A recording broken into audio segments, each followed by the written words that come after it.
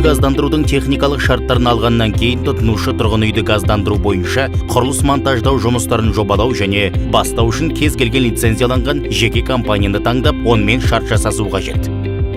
Қазтрансгаз аймақ компаниясы құрылыс монтаждау жұмыстары бойынша қызмет көрсетпейді. Бұл қызмет бәсекелестік ортаға берілген. Сондықтан жобалау, құрылыс монтаждау жұмыстары және үй ішіндегі газ жабдықтарына техникалық қызмет көрсету қызметтеріне бағаны жекеменшік компаниялар белгілейді. Үйді газдандыру жұмыстарына жеке компания таңдалғаннан кейін, үй иесі міндетті түрде жобаны мақұлдау керек. Ол үшін жобаны берілген техникалық шарттармен салыстыру қажет. Салыстыру үшін газ қазандығының, плитаның болуын және олардың қуатын, газдың ауаға тарағанын сезетін дабыл қаққыштардың, қауіпсіздік автоматикасының, түтін мұржаларының болуын тексеру қажет. Бұдан соң жобаға сәйкес құрылыс монтаждау жұмыстары орындалады. Олар аяқталғаннан кейін мердігер салынған газ құбырының тұтастығы мен қысымдарға шыдамдылығына сынақтар жүргізеді. Содан кейін мердігер компанияның өкілі немесе үйдің иесі Қазтрансгаз аймақ компаниясына көшедегі газ тарату құбырына қосылуға өтінім береді. Өтінімді алғаннан кейін Қазтрансгаз аймақ берілген техникалық шарттарға сәйкес үйді табиғи газға қосу дайындығын тексереді. Осы тексеру барысында әртүрлі кемшіліктер мен ауытқулар анықталуы мүмкін. Мердігер компания оларды түзетуге міндетті.